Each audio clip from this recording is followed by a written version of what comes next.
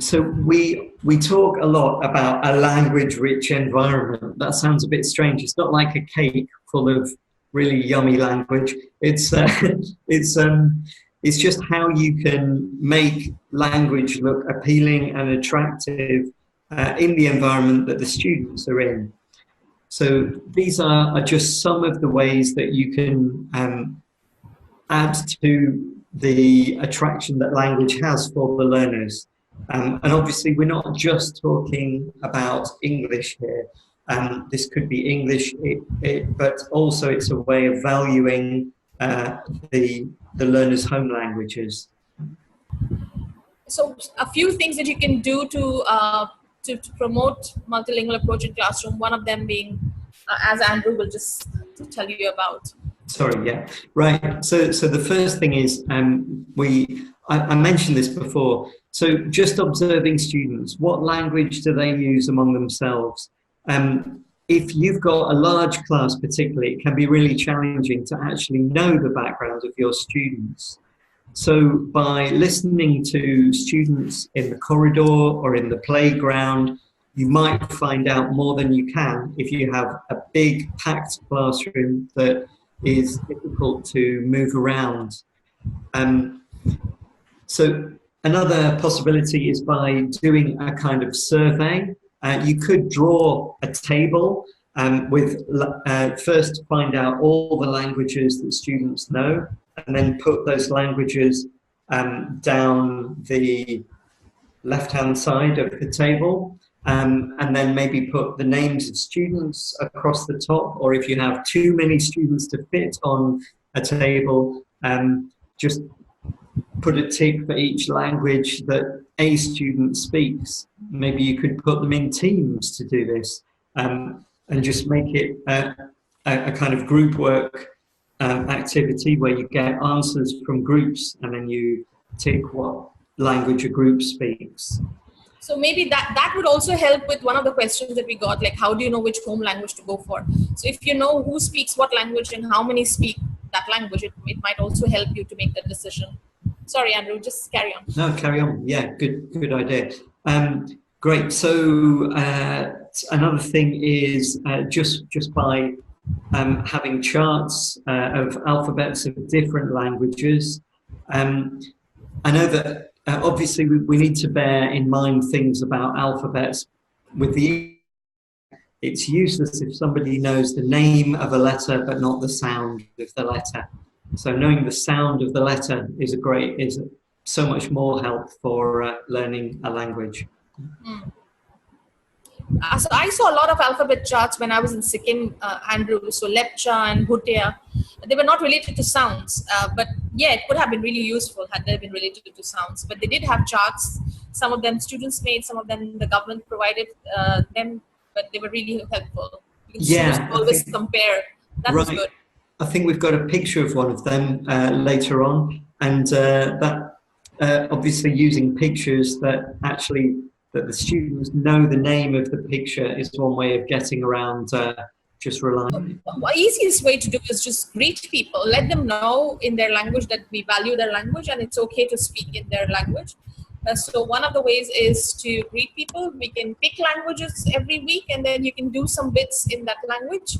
So that's one way to look at it. It just says to everybody, look, all your languages are important. Andrew, can you show the next point? Yes, this is really useful, and I've done it myself in my classroom, and it has helped. So common words, phrases, you can put labels on, and in the language you want them to learn. And obviously, it really helps because it reiterates what they're saying visually with the object itself. So ultimately, as Gresham had pointed out, people catch on, the learners also catch on. So highlighting, this is basically highlighting what you need them to learn. Next point, Andrew. We can use tongue twisters, Manjusha.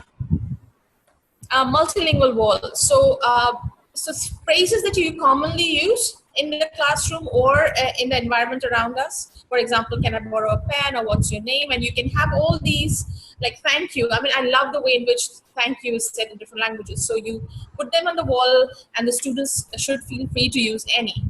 And then, of course, the walls can change as you progress through the academic year. And of course, we can have reading materials in different languages, in books and magazines and leaflets. Also, you can have stuff that the children have written, for example, a story or whatever, a poem that they have written, and it can be part of your resource. In fact, in Sikkim, when we went on observations, Andrew, we had reading corners at almost every classroom, and the children were actually going to that corner, picking up books, looking at it, reading it. When they were free, even then they would do that.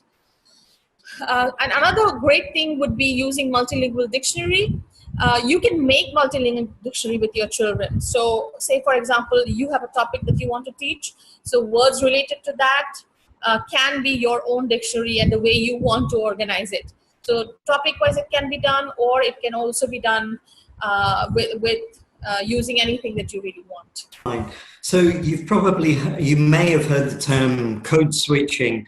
So it means when you mix words or expressions from different languages in the same spoken or written, the same part of speaking or the same writing. So it's in writing. We do that. Sorry, Andrew. We do that a lot in India. In fact, we call it Benglish when we combine Bengali and English. Right. Yeah, and in Madras English is quite a thing as well, I think. Yeah. Great. So obviously it's something that is used among people who do the same. Yeah. So I think one question that came up is it incorrect to use the mother tongue to explain the language that is being taught? So this is a question somebody sent in. I don't think it's necessarily incorrect. If it's the only way you can think of to explain, it's fine. If you're teaching a language, or you're trying to increase the learner's English, or whatever the language is, then there may be other ways of doing that. So before the class, it's best to just think of what language is in the class that you predict will cause difficulties for the students, or may cause difficulties for the students. If you can use a picture or an action or a real object to explain, then that's another way of doing it. There are times when translation doesn't work because something is said in, possibly there isn't an equivalent, or just the way something is said doesn't really work, or you can't find the same thing. But possibly because something is quite abstract, you might find that translation is something that works. I think that basically the advice is just think how you can explain something before the class, and make a decision that is engaging for the learners. Okay? Yeah, do what is best for that language point. So, so some of the things that can be useful in a multilingual approach are just comparing how things are done. So this could be about the order of parts of speech, if that is something that is quite different between one language and another. It's often useful if you know what common learner errors are in the language that you're teaching or trying to use as a medium of instruction. So you might be able to predict, just predict what the problems will be, and then use comparison to avoid those problems, or to use it after mistakes have been made. Don't single students out and tell them they made the mistake, though. You could write a list as you're listening to the students. Don't introduce any shame for individuals. Might be an obvious thing to say. So you could use the home language in one part of an activity and the school or official language in another part. So you could do that by, say, asking students to do group or pair work in the home language if you know that it's just too difficult for them to use that productively in that. So another thing is you could use the official language or the medium of instruction for listening or for reading, but then in answering questions, maybe use the learner's mother tongue if it's just too much to ask them to use that. Something is summarized or shortened in writing in the home language. So just as an example of the kinds of things that might be said in class, so you could say, so in English we say, in English we say, they say this, how do you say that in your language?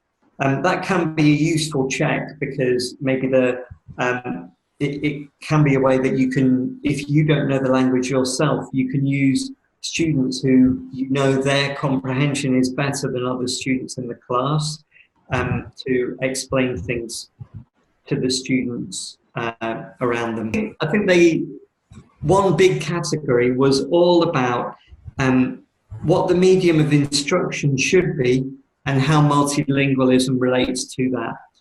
But I'm sure that most of you who teach are really already taking a multilingual approach, but it's just thinking about how you can make that approach more effective. If you're not taking a multilingual approach, then should you be?